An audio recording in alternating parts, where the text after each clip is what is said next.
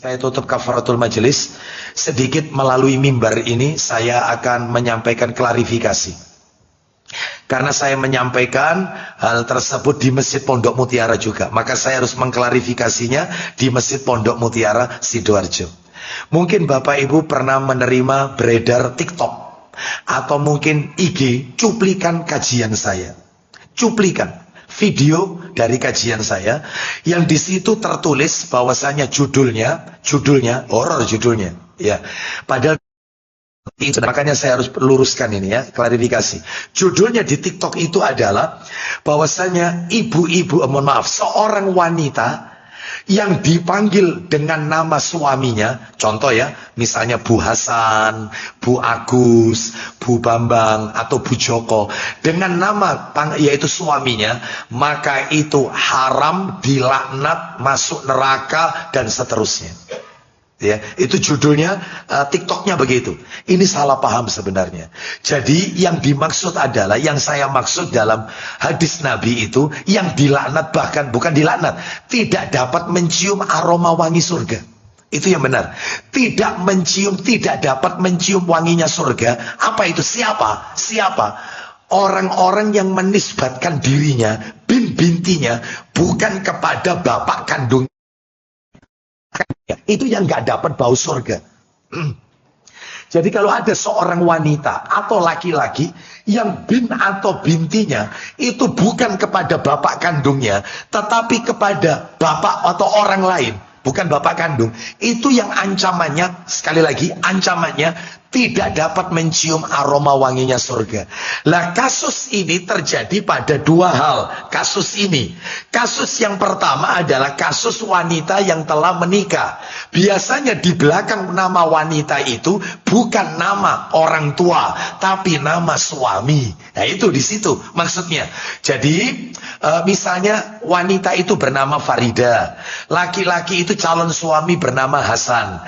Hasan menikahi Farida. Lalu Farida ini setelah dinikahi, di belakang namanya mestinya kan nama ayah. Ini tidak, nama suami, Farida Hasan. Ya ini yang dilarang. Ya ini yang ancamannya itu nggak dapat bau surga. Ya, terus di masyarakat lah itu saya jelaskan. Di masyarakat yang lebih santer itu, lebih terkenal, dipanggil pakai nama suami, Bu Hasan, Bu Joko, bukan namanya. Itu nggak masuk, di dalam ancaman ini. Itu kurang tepat maksud saya, kurang afdol. Afdolnya itu ya dipanggil saja nama wanita itu atau pakai nama kunnya. Jadi kalau beredar di masyarakat kita, Bapak Ibu sekalian, ada Bu Hasan, Bu Joko dan seterusnya, itu artinya adalah itu istrinya Pak Hasan, istrinya Pak Joko, bukan anaknya Pak Hasan, bukan anaknya Pak Joko atau anaknya Pak Agus. Maaf ya kalau ada kesamaan nama ini.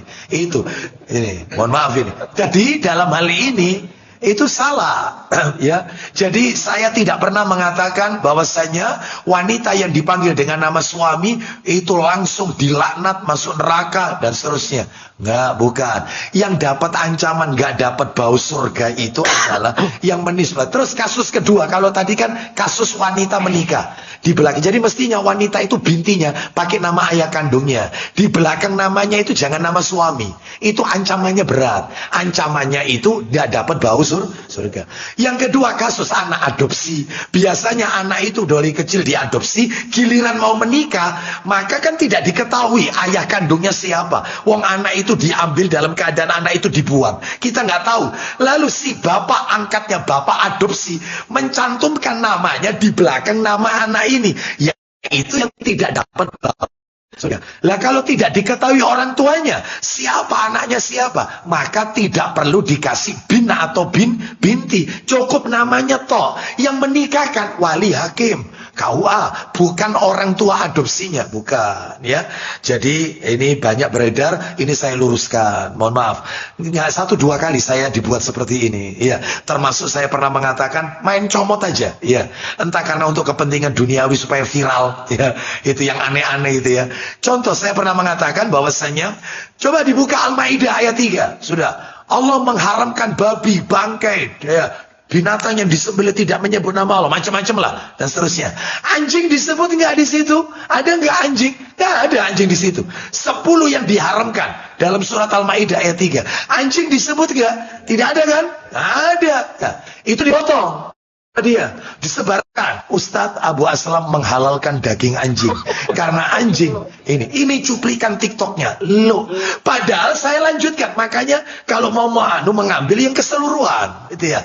Padahal coba dibuka hadis. Nah, hadis binatang bertaring, anjing itu ya najis, anjing itu masuknya di situ haramnya. Itu termasuk ketika menyebut hewan yang dipukul, hewan yang tercekik, hewan yang terjatuh, hewan yang diterkam binatang buas, itu yang belum sempat disembelih. Saya nyeletuk, apa tadi, tolong diulang. Hewan yang dipukul, lele itu diapakan? Lele itu dipukul, langsung dinukil cuplikannya, sebarkan TikTok. Nggak boleh makan lele karena dipukul. Ini saya demi Allah tidak ridho.